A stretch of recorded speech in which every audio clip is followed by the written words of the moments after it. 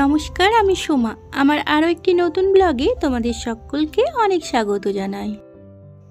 আশা করছি তোমরা সকলেই অনেক ভালো আছো। এখন 7টা বাজছে আর আমার সোনাদের জন্য টিফিন বানালাম। টিফিন বানিয়ে টিফিন প্যাকও করে দিচ্ছি, কিন্তু ওরা এখনও ওঠেনি। তো ওদেরকে ওঠাবো, উঠিয়ে ব্রাশ করিয়ে খাইয়ে তারপরে রেডি করে দেব। তো তার আগে টিফিনটা প্যাক করে নিই। আজকে বানালাম ছোলার ডাল আর রুটি। ওদের শুধু টিফিনের বানাইনি, আমাদের সকালের নাস্তাটাও হয়ে যাবে, মানে বেশি করেই বানিয়ে ফেলেছি।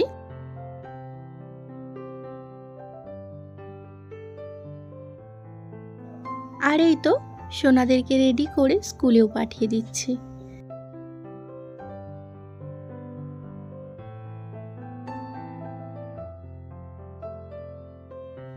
সোনাদের স্কুল পাঠিয়ে বাকি সমস্ত কাজ সেরে নিয়েছি রোজ দিনের মতো।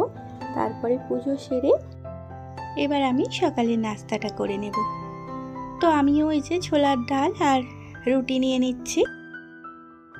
আজ অমাবস্যা আছে, তো তাই তোমাদের দাদা ভাই দোকানে আজকে পুজো দেবে।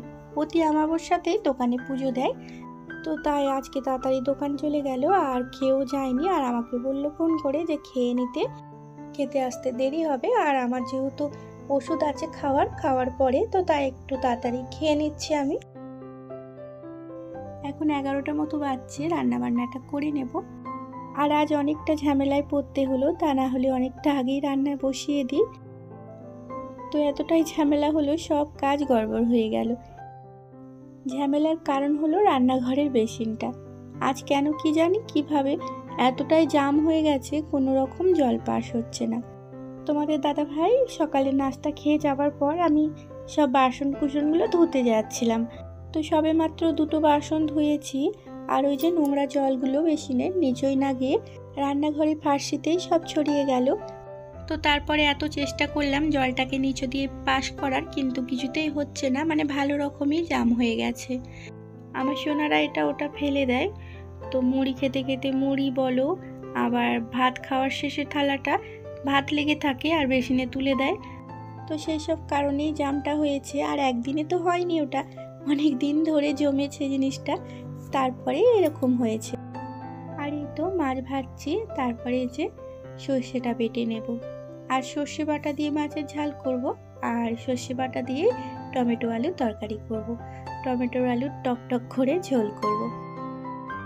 তো রান্না বান্না করছি আর মনটা আমার ওইদিকেই পড়ে আছে, নলটার দিকে। না ঠিক হলে অনেক বড়ই মানে ঝামেলার সম্মুখীন হতে হবে। একটা বালতি দিয়ে রেখেছি, আর মানে একটুতেই বালতিটা ভরে যাচ্ছে, আবার সেটাকে তুলে ফেলে দিয়ে আসতে হচ্ছে। তো এই করতে করতেই যেন বিরক্ত ধরে যাচ্ছে। তো বিরক্ত হলেই আর কি করা যাবে, তো সমস্যা হয়েছে, সমাধান বার করতে হবে। অনেক রকম করেই চেষ্টা করলাম এটা ওটা দিয়ে খচিয়ে, কিন্তু মানে কিছুতেই কিছু হলো না। তো আর এই যে মাছগুলো ভাজা হয়ে গেল। মাছগুলো ভাজা হয়ে গিয়েছিল বলে মশলাটা বাটতে বাটতেই উঠে পড়লাম, মাছগুলোকে তুললাম, তারপরে যে বাকি মশলাটা বেটে নিলাম। তো আজকে একটু সর্ষেটা বেশি বাটতে হলো, কারণ 2টো তরকারিতেই সর্ষে বাটা দেব বলে। আর এই তো এদিকে আমার মাছের মশলাটাও হয়ে গেছে। শুধু সর্ষেটাই দিইনি, কারণ সর্ষেটা দিয়ে কষালে সর্ষে তিতো হয়ে যায়। এদিকে সর্ষেটা এমনিতেই ভালো নয়, একটু 19-20 হলেই তেতো হয়ে যায়, তাই সর্ষেটা একটু লাস্টেই দিই।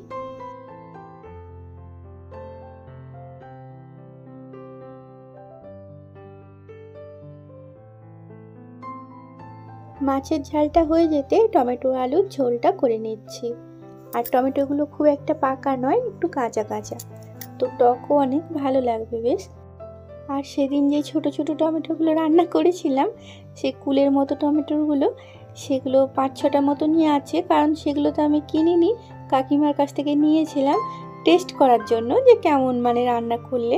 দেখেই তো হাসি পাচ্ছিল টমেটোগুলো, এতটাই ছোট ছোট, তো বেশ ভালো কিন্তু টমেটোগুলো, মানে কটা দিলে এত তরকারিটা টকটক হয়ে যাচ্ছে, আর টমেটোগুলো টেস্টও আছে।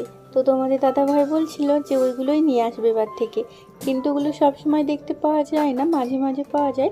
আবার ওই টমেটোগুলোর একটু দামও বেশি নেয় এইসব টমেটোর থেকে, ওগুলো 40 টাকা 50 টাকা করে কিলো নেয়, আর এগুলো 10-20 টাকার মধ্যেই হয়ে যায়। আর এই তো রান্নাবান্নাটাও আমার হয়ে গেল, টমেটো আলুর ঝোলটা হয়ে গেল। হয়ে যেতে কিচেনটা পরিষ্কার করে মুছে নিলাম।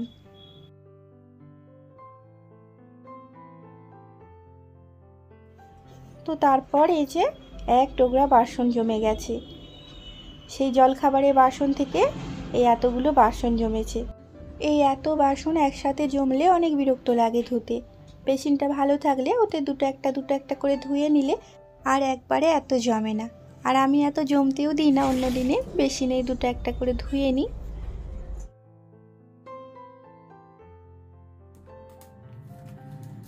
এখন 3:30 মতো বাজছে, আর এই কিছুক্ষণ আগেই আজকে খাওয়া দাওয়া হলো। খাওয়া দাওয়া করে এই মাত্র সোনাদেরকে টিউশনে পাঠালাম। তো টিউশন পাঠিয়ে ওদেরকে আজকে আর কোনো রকম রেস্ট নিলাম না। এই যে এই জিনিসটাকে আমাকে ঠিক করতে হবে, দেখা যাক মানে কতটা ঠিক করতে পারি। আর এই যে দুটো পাউডার তোমাদের দাদাভাই কিনে এনে দিল, 2 প্যাকেট পাউডার। তো এই পাউডারগুলো এই পাইপের ভেতরে ঢুকিয়ে একটু গরম জল মানে করে ঢালতে হবে, তাই গরম জলটা ওই বসালাম। আর গরম জলটা বেশ কষকষে গরম হয়ে গেছে।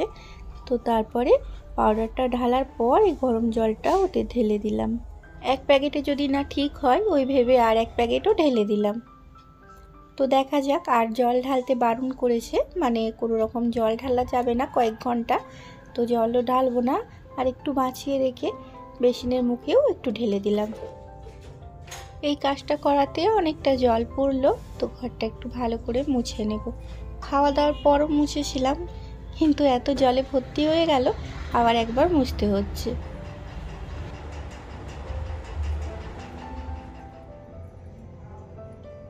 তো এখন 4:30 মতো বাজছে, আর এতটা দেরি হয়ে গেল তাই ভাবলাম আর বসে কি হবে, কাজগুলোই গুছিয়ে নিই। সকালে এই যে রাজ্যের কাচাকুচি হয়েছিল সব শুকিয়ে গেছে, চাদরটা বাদে। চাদরটা জড়ো করা ছিল বলে শুকোয়নি। চাদরটা নিয়ে যাব না, ওটা মেলে রেখে বাকি কাপড় জামাগুলো নিয়ে চলে যাব। তো ছোট তারটা তো আর নিচে ঠেকে যায়, এর জন্য ভালোভাবে শুকোতে দেওয়া হয় না।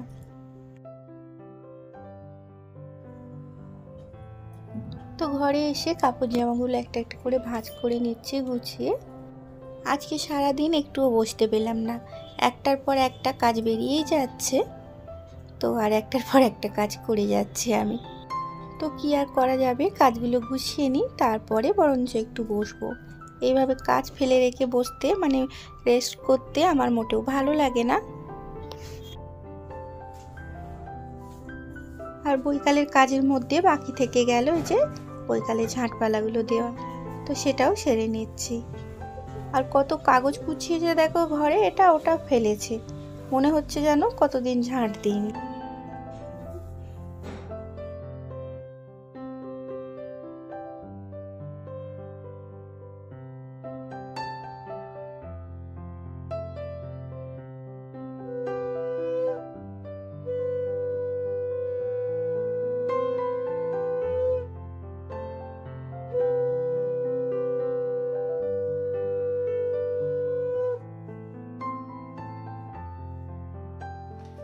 এখন সন্ধে 7টা বাজছে, আর কিছুক্ষণ আগে সন্ধেটা দিলাম। আর এই তো তোমাদের দাদা ভাই আমাকে সিঙ্গারা কচুরি নিয়ে এসে ধরিয়ে দিল, আর সাথে 3টে চকলেট না নিয়ে এসেও রেহাই ছিল না। আমার সোনারা সে সকাল থেকে বলে যাচ্ছে, সকাল থেকে বলা ভুল, কাল থেকে, যে কালকে চকলেট দেওয়া আছে, মাকে চকলেট এনে দেবে। সেটা বলছে না যে মাকে এনে দিলে ওদেরও খাওয়া হবে। সকাল থেকে ওর পাপার মাথা খারাপ করে দিচ্ছে যে চকলেট ডে, মাকে একটা চকলেট এনে দিলেন এখনো পর্যন্ত। তো তাই চকলেট, আর শুধু চকলেট আনবে, সঙ্গে সিঙ্গারা কচুরিও নিয়ে এসেছে। ওদেরকে দিয়ে এলাম দোকানে, দিয়ে আমরা খেয়ে নিচ্ছি। তো চলো বন্ধুরা, আজকের মতন আমি ব্লগটা এখানেই শেষ করছি। আমার ব্লগটা যদি কোথাও এতটুকু ভালো লেগে থাকে, প্লিজ আমার চ্যানেলটিকে সাবস্ক্রাইব করে আমার পাশে থেকো। ভালো থেকো আর সুস্থ থেকো। আবারও দেখা হবে একটা নতুন ব্লগে।